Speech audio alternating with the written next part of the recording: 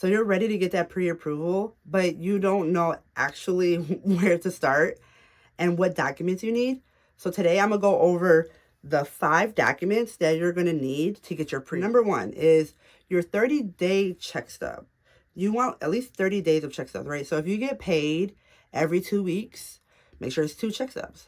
If you get paid once a week, it's 4 check stubs. Anything that you get, any kind of income you get. So it could, you and your husbands or just yourself. Make sure you have at least 30 days. 2, your W-2s. They want at least 2 years of your W-2, which it seems extra, but they want to make sure your money's consistent. They want to know that you've been at a job consistently and making consistent income. Not like you work a month, you're off a month, you work a month. Like that you can bring in your 30-day check stubs and it doesn't add up the same as you would with your W-2. Your W-2 got to match your check stubs.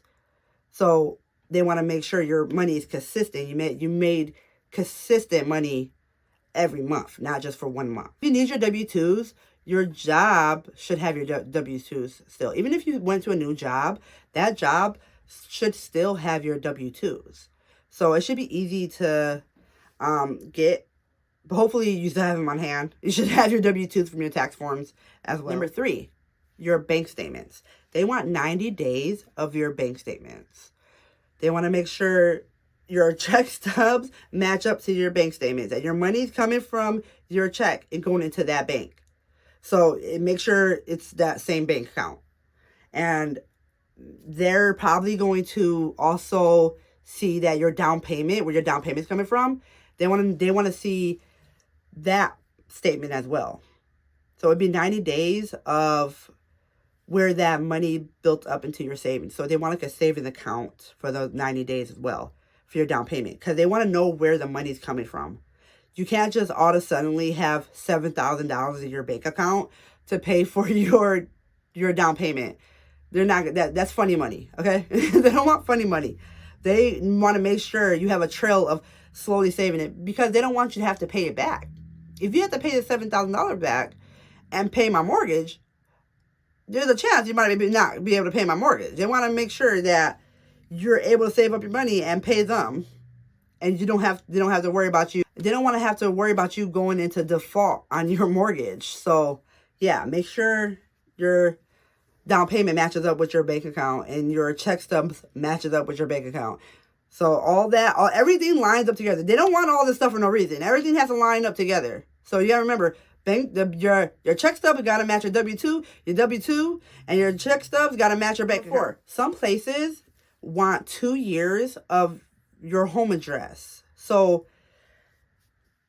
it could be like, oh, well, I lived in this apartment for a year, and I lived in this apartment for the last other year. They want like a piece of mail, like something that has your address on it, an energy bill, anything. They want that piece of mail and a piece of mail of your previous apartment or house or whatever. And it has to be like an energy bill or anything with your name on it and your address. And it has to be for you and your spouse if you're both going to get the house. And last but not least, they want a list of your debt. So this is how they calculate your DTI, your debt to income ratio. Your credit cards, not what you pay, not what you prefer to pay. Some people just like to pay off their credit cards every month. No, your minimum payment. So if your minimum payment is, because they ask you, when you're paying your credit card, they ask you, oh, do you want to make your minimum payment? That's what it is. So it's like the $25 or $50 minimum. Not what you pay, minimum. And your car notes. So any car notes you have, they want to know how much you pay. That's it. The IRS installments, IRS too. If you have installments with the IRS, that goes to your DTI. Student loans, sadly, goes to your DTI. Any kind of loans. Anything that pops up into your credit card, like anything that pops up into your credit report, that's what they need. Child support too. Child support also goes into your DTI, unfortunately, because it can be a lot. But yeah, all this will give you pretty much a guaranteed pre-approval of something. And this pre-approval is typically good for up to 90 days. So you have 90 days to find your home and get it together and close on it. You have 90 days. So 90 days, be tight.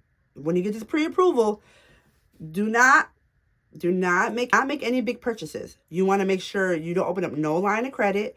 Make sure you pay your bills on time. Make sure you pay your credit card on time. Make sure you pay your car note on time.